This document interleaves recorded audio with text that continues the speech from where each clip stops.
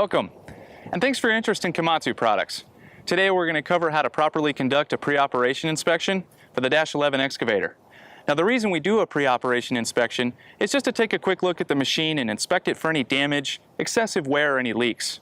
Getting in the habit of doing this will go a long way towards maximizing the longevity and the production of the machine.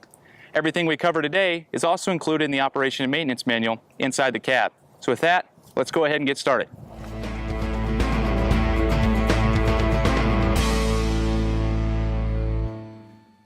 Okay, so generally to get started, we're going to begin at our work equipment and work our way back towards the machine.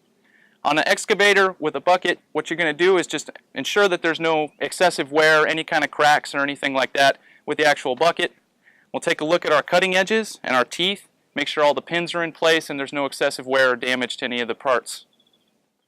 And from here, we're going to move to our pins and our linkage, and all we're looking for here is to ensure that our keeper bolts are in place and that everything's being properly lubricated.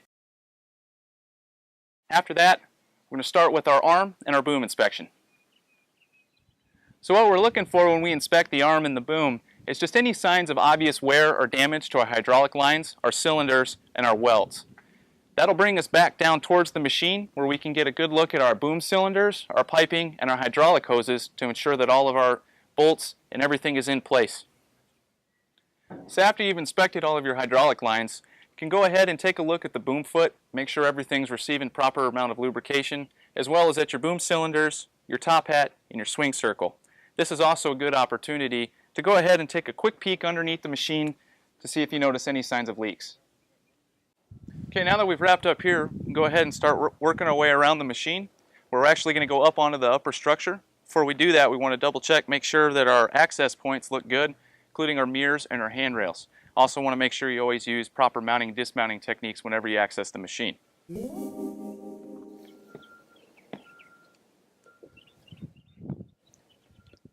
Okay, now that we've accessed the machine, first thing we're going to do is open up the first step. Take a look at our batteries and just make sure that we don't have any loose connections or any corrosion or anything that might be going wrong. This is also the location of our main battery disconnect switch. So moving our way up the machine, we're going to have the location of your depth tank fill spot, which you can tell because of the blue cap. From here, we're going to get all the way up on top and do the rest of our checks. Okay, so now that we're on top of the machine, we can go ahead and make a few checks right away. First is the location of your fuel fill spot. These machines utilize ultra-low sulfur diesel. You got the location of the lube bank for the cylinders on the back side of the boom. While you're here too, you can take a quick look at your brackets and your piping to make sure there's no damage or any leaks. Got the location of the swing motor's check spot. You also got a really good view of the control valve where you can check all your hydraulic lines to make sure that there's no signs of leaks. From here, we can go ahead, swing around to the back side of the cab. Got the location of the standard pattern change valve where you can switch the machine between standard ISO and backhoe configuration. If everything's okay here, we can go ahead and move on to the engine. Okay, once you get the hood open, the first thing you're going to do is just perform a visual check of everything around the engine.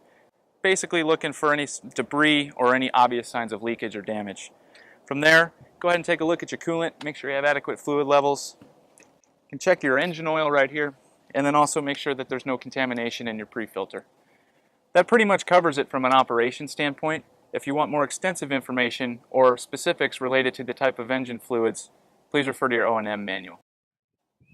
Okay, now that we're back down on the ground, we can go ahead and continue our inspection, starting with our undercarriage. What you want to do is just do a basic visual inspection, starting at the idler, looking at all your rollers and your shoes and pads, taking a quick look at track tension, ending at the final drive and sprockets, just making sure there's no signs of wear or any damage.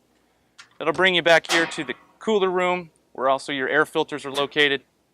Want to just basically do another visual inspection, looking for excessive debris or any kind of plugging in the core, making sure that your air filter latches are all secure and there's no signs of any damage or leaks.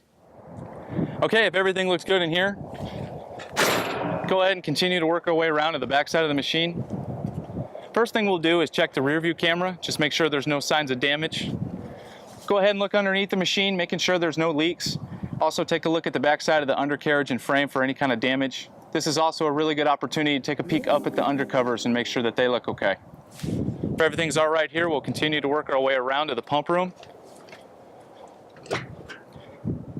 Again, be mostly visual checks at first, checking all our lines and connections, just making sure we don't see any signs of leaks.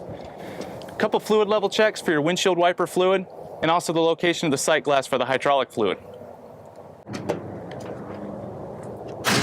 As we work our way to the cab, we'll go ahead, take a step back real quick, and do the same visual inspection of the undercarriage that we performed on the other side of the machine. Go ahead and take a quick look at our exterior cab filter. And then another visual check of the cab itself, checking out the mirrors and the windows, just making sure there's no obvious signs of damage. Prior to entering the machine, we always want to check our access points, make sure that there's no damage to those. If everything checks out, that would conclude the pre-operation inspection. We can go ahead and operate.